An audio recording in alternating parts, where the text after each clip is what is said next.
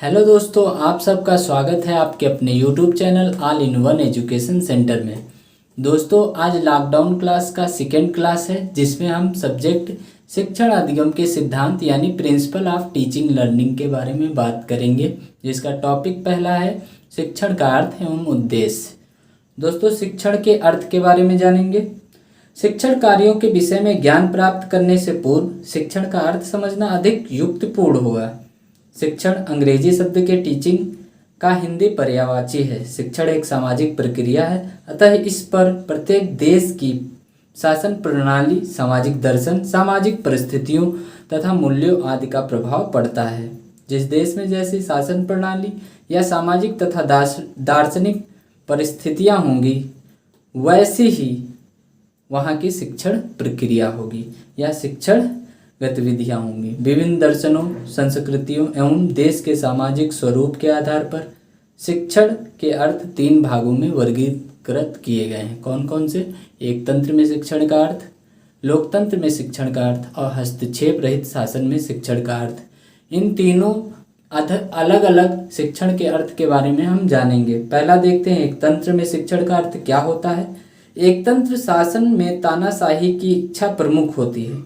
इस प्रकार के वातावरण में शिक्षण प्रक्रिया शिक्षक प्रधान होती है, मानी जाती है या होती भी है। शिक्षक कक्षा में आदर्श माना जाता है। वह छात्रों पर अपना रौब दबाव रखता है और उन पर अपने आदेशों तथा विचारों को बलपूर्वक उससे कराता है या उसके ऊपर आरोपित करता है या आक्षेपित करता है।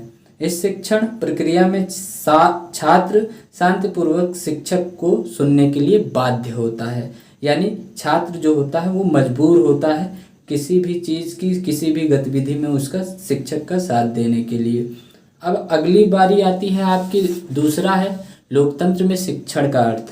दोस्तों, लोकतंत्र में शासन प्रणाली मानवीय संबंधों पर आधारित रहती है तथा सामान्य जनता इसका सर्वोत्तम मानी जाती है। इसमें जो होता है, जनता जो होती है वो सर्वोत्तम होती है। इस प्रकार की प्रणाली में शिक्षक भी लोकतंत्रीय आधार के लिए रहता है। यहाँ पर शिक्षक और छात्र दोनों ही सक्रिय रहते हैं और उनके मध्य शाब्दिक एवं अशाब्दिक अंतःक्रिया चलती रहती है। कक्षा में शिक्षक के छात्र को तर्क करने, प्रश्न करने, उत्तर पाने तथा अन्य प्रकार के वार्तालाप करने में अनेक अवसर रहते हैं। यानी इसमें जो छात्र होता है वह बिल्कुल फ्री माइंडेड होता है, वो जो चाहे वो पूछ सकता है और उत्तर उसका शिक्षक देते भी हैं। अगला है हस्तक्षेप रहित शासन में शिक्षण का अर्थ। इस प्रकार के शिक्षण में शिक्षक एक मित्र के रूप में कार्य करता है और छात्रों को अधिक सक्रिय बनाते हुए उन्हें अनेक से अनेक अवसर विभिन्न समस्याओं को सुलझाने के लिए प्रदान करता है। इस प्रकार वह छात्रों की क्रियाओं में हस्तक्षेप न करके उनकी सृजनात्मक क्षमताओं के विकास की ओर अपना ध्यान केंद्रित करता है। देखते हैं शिक्षण की कुछ मुख्य परिभाषाएं। जैसे स्किनर के अनुसार शिक्षण पुनर्वलन की आकस्मिकताओं का क्रम है। दूसरा, गेज के अनुसार शिक्षण एक प्रकार का पारस्परिक प्रभाव है जिसका उद्देश्य है दूसरे व्यक्ति के व्यवहारों में वांछित परिवर्तन लाना। दोस्तों, यहाँ पर कई मित्र हमारे इंग्लिश मीडियम से जुड़े होंगे, जिनको कोई भी शब्द अगर समझ में नहीं आता वो कमेंट में पूछ भी सकते हैं। जैसे यहाँ पर वांछित परिवर्तन मतलब कि जो हम चाहते हैं वैसा परिवर्तन, वांछित मतलब वांछनीय, जो हम चाहते हैं वैसा वांछनीय कहते हैं उसे। अब आते हैं रायंस के अनुसार, दूसरों को सिखाने के लिए दिशा निर्देशित देने तथा अन्य प्रकार से उन्हें निर्देशित करने की क्रिया या प्रक्रिया शिक्षण है। स्मिथ ने क्या कहा था? शिक्षण का उद्देश्य निर्देशित क्रिया है। फिर रायबर्न ने क्या कहा था? शिक्षण के तीन बिंदु हैं, शिक्षक, विद्यार्थी एवं पाठ्य वस्तु। इन तीनों के बीच संबंध स्थापित करना शिक्षण है।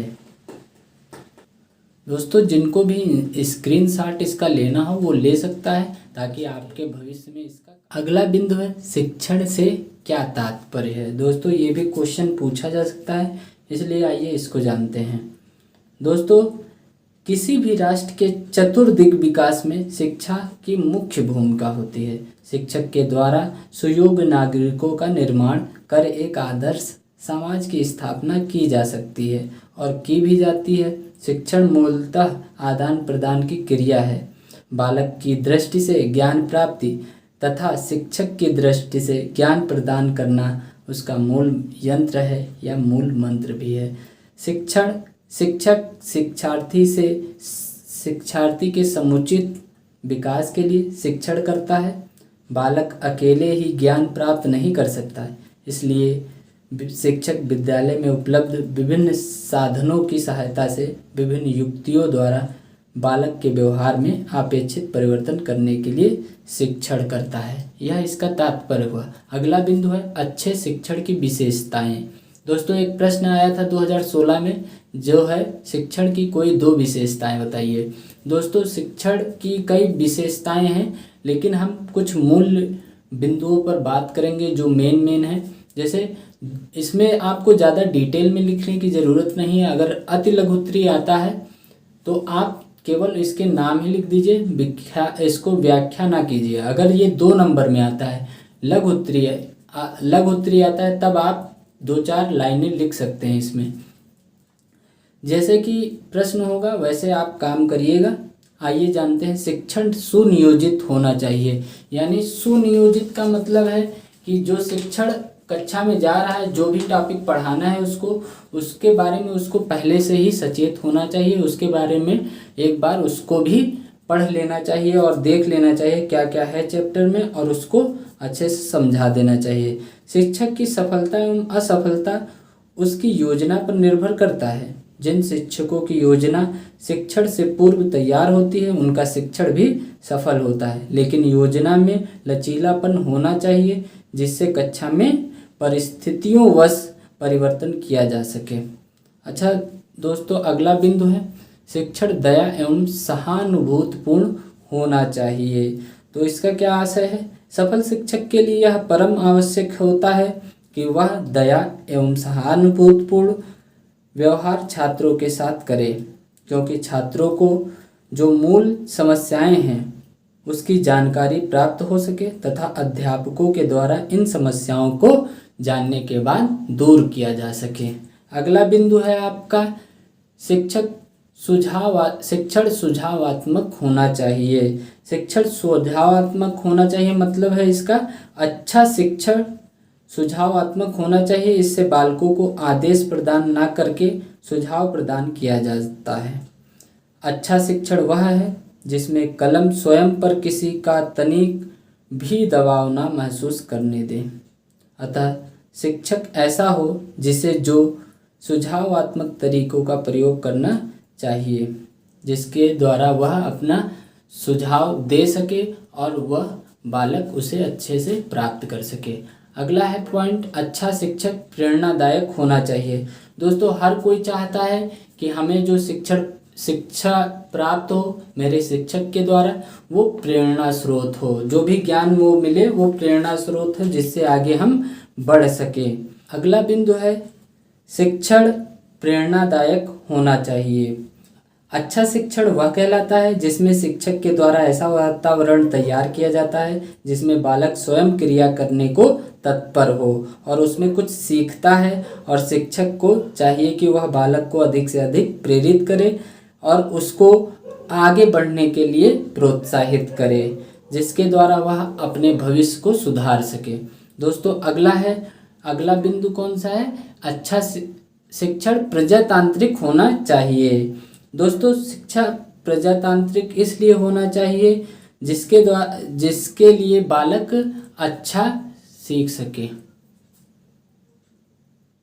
अगला बिंदु है शिक्षण प्रजातांत्रिक होना चाहिए। इसका मतलब है अच्छा शिक्षण वही है जो बालक में प्रजातांत्रिक मनोवृत्ति को उत्पन्न कर दे और वह अपने प्रतिदिन के व्यवहार एवं आचरण से प्रजातांत्रिक भावनाओं द्वारा प्रेरणा ग्रहण करे दोस्तों, तथा उनके प्रजातांत्रिक विचारों को जीवन में उतारने की भावना का विकास करे। अतः कक्षा में प्रत्येक विद्यार्थी को शिक्षण प्रक्रिया में आसान अधिकार प्रदान किए जाने चाहिए। अगला बिंदु है शिक्षण प्रजातांत्रिक होना चाहिए। अच्छा शिक्षण वह है जो बालकों में प्रजातांत्रिक मनोवृत्ति को उत्पन्न कर दे और वह अपने प्रतिदिन के व्यवहार एवं आचरण में प्रजातांत्रिक भावनाओं द्वारा प्रेरणा ग्रहण करे तथा उनमें प्रजातांत्रिक विचारों को जीवन में उतारने की भावना का विकास करे। अतः कक्षा में प्रत्येक विद्यार्थी को शिक्षण प्रक्रिया में समान अधिकार प्रदान किए जाने चाहिए ताकि वह अच्छे से शिक्षा ग्रहण कर सके। अगला बिंदु है शिक्षण प्रगतिशील होना चाहिए। शिक्षण प्रगतिशील होना चाहिए दोस्तों, इसका आशय है बालक की सब सच्ची शिक्षा उसके निजी अनुभवों पर आधारित होनी चाहिए। शिक्षण बालक के पूर्व अनुभवों को ध्यान में रखते हुए नवीन ज्ञान प्रस्तुत करता है, अतः बालक की शिक्षा उसके निजी अनुभवों पर आधारित होनी चाहिए। अगला बिंदु है शिक्षण निर्देशात्मक होना चाहिए।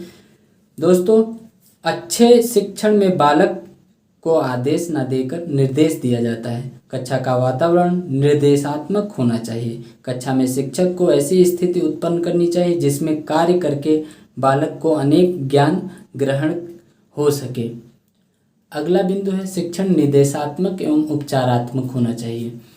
दोस्तों, निर्देशात्मक का अर्थ है बालक के अंदर या छात्र के अंदर उसके समस्याओं को जानना, और दोस्तों उपचारात्मक का अर्थ होता है उन समस्याओं को दूर करना उपचारात्मक हो जाता है। अब देखते हैं शिक्षण के सामान्य उद्देश्य। शिक्षण के सामान्य उद्देश्य क्या होने चाहिए, उसका क्या उद्देश्य है। दोस्तों, पहला जैसे कि बालक की मानसिक क्षमता का विकास करना, बालक को उनके जीवन से संबंधित ज्ञान प्रदान करना, बालकों में क्रियाशीलता का विकास करना, बालकों में संवेदनशीलता का विकास करना, बालकों में समायोजन की क्षमता प्रदान करना, बालकों में आत्मविश्वास तथा आत्मानुभूति करने के योग्य बनाना, बालकों में सृजनात्मक क्षमता का विकास करना। दोस्तों, सृजनात्मक मतलब नई चीज़ों को विकसित करना, यानी नई चीज़ें खोजना या उससे ज्ञान प्राप्त करना होता है। छात्रों को नवीन ज्ञान के लिए प्रेरित करना। अगला है लास्ट, छात्रों के क्रियात्मक पहलू का विकास करना। अगला बिंदु है शिक्षण के सिद्धांत। दोस्तों, शिक्षण के सिद्धांत दो प्रकार के होते हैं, शिक्षण के सामान्य सिद्धांत और शिक्षण के मनोवैज्ञानिक सिद्धांत। पहले पढ़ते हैं शिक्षक के सामान्य सिद्धांत के बारे में। पहला है निश्चित उद्देश्यों का सिद्धांत। इस सिद्धांत का अर्थ है कि प्रत्येक पाठ का एक निश्चित उद्देश्य अवश्य होना चाहिए। यह उद्देश्य स्पष्ट, निश्चित तथा पूर्ण परिभाषित होना चाहिए। अगला है अनुकूलता का सिद्धांत। शिक्षण प्रक्रिया एक जीवंत क्रिया है जिसे छात्र और शिक्षक मिलकर करते हैं। इसे परिस्थितियों एवं तत्वों के अनुसार लचीला होना चाहिए, तभी यह छात्रों के अनुकूल बन सकती है। अगला है सक्रियता का सिद्धांत। शिक्षण प्रक्रिया में शिक्षक और छात्रों के मध्य अंतःक्रिया होती है। शिक्षक का कर्तव्य है कि वह शिक्षण में क्रियाशीलता बनाए रखे, जिससे छात्र सक्रिय होने में उसमें भाग ले सके, सक्रिय हों और उनमें भाग ले सकें। अगला है चौथा बाल केंद्रितता का सिद्धांत। एक अच्छा शिक्षक सदैव अपने शिक्षण को छात्रों की आवश्यकताओं, क्षमताओं, रुचियों, अभिरुचियों, आयु तथा मानसिक स्तर आदि के अनुसार व्यवस्थित करता है। इस प्रकार वह शिक्षण को बाल केंद्रित बनाता है। अगला है व्यक्तिगत भिन्नता का सिद्धांत। प्रत्येक छात्र की बुद्धि, स्वभाव, योग्यताएं, रुचि एवं क्षमताएं एक समान नहीं होती, उनमें भिन्नताएं होती हैं।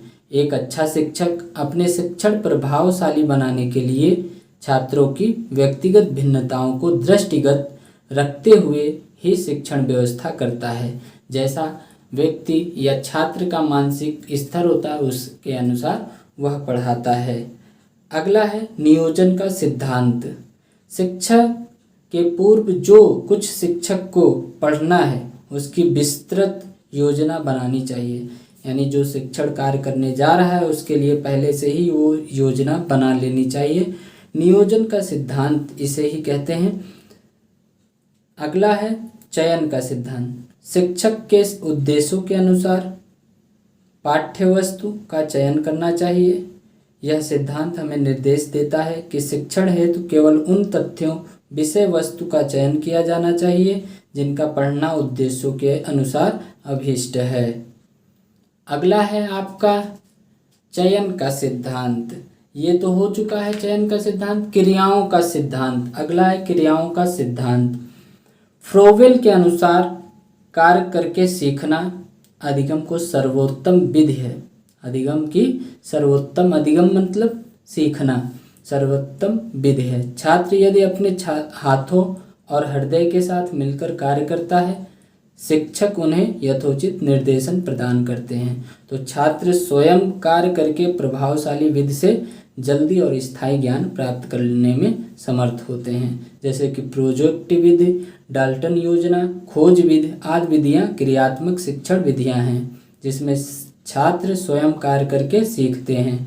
अगला है 9वां पॉइंट, उपचारात्मक शिक्षण का सिद्धांत। शिक्षक अपने छात्रों की कमियां, कमजोरियां एवं त्रुटियों का पता लगाकर उनका सुधार करना उपचार करता है। इस प्रकार उन्हें कक्षा स्तर तक पहुंचाने में सहायता प्रदान होती है उनमें। अगला है 10वां अभ्यास का नियम। शिक्षक को कक्षा के अंदर आवश्यकता अनुसार अच्छे अधिगम हेतु पाठ की पुनरावृत्ति भी करनी चाहिए। पुनरावृत्ति से अभ्यास होता है और अभ्यास से उत्तम अधिगम होता है। पुनरावृत्ति का मतलब है उसको बार बार दोहराना, उसको बार बार रिपीट कराना और पढ़ाना ताकि वह अधिगम स्थायी हो सके। अब हम देखते हैं शिक्षण के मनोवैज्ञानिक सिद्धांत। दोस्तों इसमें मनोवैज्ञानिक सिद्धांत में पहला है अभिप्रेरणा का सिद्धांत। अभिप्रेरणा एवं रुचि का सिद्धांत। अभिप्रेरणा तथा रुचि शिक्षण प्रक्रिया में महत्वपूर्ण भूमिका निभाते हैं। इस सिद्धांत के अनुसार शिक्षक और छात्र दोनों ही अभिप्रेरित होकर रुचिपूर्वक कार्य करते हैं। फलस्वरूप अधिगम प्रक्रिया अधिक सजीव तथा प्रभावशाली होती है। अगला है तत्परता का सिद्धांत। छात्रों को जो कुछ भी पढ़ाया जाए उसके लिए उसमें मानसिक तत्परता अवश्य होनी चाहिए। जब छात्र के अंदर तत्परता होगी, तत्पर होगा किसी चीज़ को सीखने के लिए, तो वह उसके लिए अधिगम स्थायी हो जाएगा। अगला है परिवर्तन, विश्राम तथा मनोरंजन का सिद्धांत। बोरियत होने पर शिक्षण कार्य पिछड़ने लगता है, अतः शिक्षण में उद्दीपन, परिवर्तन, विषय वस्तु में बदलाव, शिक्षण विधियों में विभिन्नता या भिन्नता का प्रावधान होना चाहिए। साथ ही शिक्षण अधिगम प्रक्रिया में आवश्यकता अनुसार विश्राम तथा मनोरंजन की भी व्यवस्था होनी चाहिए। अगला है अभ्यास एवं आवृत्ति का सिद्धांत। आवृत्ति मतलब दोहराना। यह सर्वोदित तथ्य है कि यह अर्जित ज्ञान का अभ्यास एवं पुनरावृत्ति की जाए तो छात्र सरलता से स्मरण रख सकते हैं। अतः शिक्षण प्रक्रिया में पुनरावृत्ति तथा अभ्यास को अवश्य स्थान दिया जाना चाहिए। अगला है 5वां प्रतिपुष्टि एवं पुनर्बलन का सिद्धांत। छात्रों को पुनर्बलन देकर यानी मोटिवेशन या उसको फीडबैक देकर शिक्षण को प्रभावशाली बनाया जा सकता है। उन्हें उनके अच्छे व्यवहार के लिए पुरस्कृत किया जाना चाहिए। वो अच्छा कार्य करें, अच्छा ज्ञान का प्रदर्शन करें, उनको पुरस्कृत करेंगे तो हम वो उसको आगे बढ़ने में मदद करेंगे। उनके द्वारा किए गए कार्यों की प्रगति के विषय में सूचना दी जानी चाहिए। छात्र ऐसी स्थिति में कार्य जल्दी समझते हैं और दोहराते हैं। उन्हें शिक्षक अच्छी आदतों का विकास कर पाते हैं उनके अंदर। अगला है 6ठा ज्ञानेंद्रिय प्रशिक्षण का सिद्धांत। प्रभावशाली शिक्षण के लिए आवश्यक है कि ज्ञानेंद्रियों का उचित प्रशिक्षण दिया जाए। अधिगम के विभिन्न पक्षों के लिए विभिन्न प्रकार की क्षमताएं चाहिए जो ज्ञानेंद्रियों के द्वारा प्राप्त की जा सकती हैं। ज्ञानेंद्रियों द्वारा शिक्षा प्रभावशाली अधिगम की कुंजी है। अगला है 7वां स्व अधिगम का सिद्धांत। यदि छात्र स्वयं प्रयास करके सीखते हैं तो उनका सीखना ज़्यादा प्रभावशाली होता है और स्थायी होता है। शिक्षक को चाहिए कि वह छात्रों को इस प्रकार निर्देशित करे कि वह स्वयं अधिगम की ओर प्रयास करे, जिससे उनमें ज़्यादा आत्मविश्वास तथा आत्मनिर्भरता विकसित हो। अगला है 8वां आपका है सहानुभूति तथा सहयोग का सिद्धांत। एक अच्छे शिक्षक के साथ छात्रों का बड़ा आत्मिक मतलब होता है कॉर्डियल संबंध होना चाहिए। शिक्षक और छात्र परस्पर एक दूसरे को समझते हैं। शिक्षक छात्रों के साथ सहानुभूति रखते हुए उनकी मुश्किलों को सरल बनाकर सहयोग देते हैं। छात्रों की अनुभूतियों और विचारों को समझता है और शिक्षण अधिगम प्रक्रिया अधिक सक्रिय, सरल तथा प्रभावशाली बन जाती है। अगला है उद्दीपन का सिद्धांत। एक अच्छा शिक्षक अपनी कक्षा में छात्रों की अनुक्रियाओं के लिए समुचित उद्दीपनों की व्यवस्था करता है, जिससे छात्रों की रुचि शिक्षण अधिगम प्रक्रिया में बनी रहे। रायबर्न का यह कथन है। अगला है उपचारात्मक शिक्षण का सिद्धांत। एक अच्छा शिक्षक अपने छात्रों की योग्यताएं और क्षमताओं के समुचित ज्ञान रखता है कि उसके अंदर कितना ज्ञान है, उसके अंदर कितनी योग्यता है। उसे पता रखता है कि कक्षा में कौन से छात्र प्रतिभाशाली हैं, कौन से पिछड़े हुए हैं। वह उनकी उसी प्रकार की व्यवस्था करता है। जैसे में उसकी कठिनाई होती है, उसका समाधान वो निकाल सके, ताकि आसानी से वह अधिगम स्थायी उसके अंदर होने लगे। अगला बिंदु है वस्तुनिष्ठ प्रश्न। लास्ट है ये। पहला है शिक्षण सिद्धांतों में निहित है शिक्षक का व्यवहार, शिक्षण का व्यवहार, छात्र का व्यवहार, उपरोक्त सभी। इसमें सही उत्तर होगा ब, छात्र का व्यवहार। शिक्षण सिद्धांतों में छात्र का व्यवहार निहित होता है। अगला है शिक्षण का संबंध होता है अधिगम से, अभिभावकों से, विद्यालय से, राज्य से। इसका सही उत्तर होगा अ, अधिगम से। दोस्तों लास्ट क्वेश्चन है शिक्षण अधिगम सिद्धांत नहीं है। 4 ऑप्शन दिए हैं, इनमें से जो सही उत्तर लगेगा आपको वो आपको कमेंट में करना है। दोस्तों ये वीडियो अगर आपको अच्छा लगा हो तो आप इसको लाइक, शेयर, कमेंट जरूर करें। कमेंट जरूर किया करिए दोस्तों, ताकि हमें पता चले कि हम जो आपको कंटेंट प्रोवाइड करा रहे हैं वो आपको अच्छा लग रहा है या नहीं। जय हिंद दोस्तों।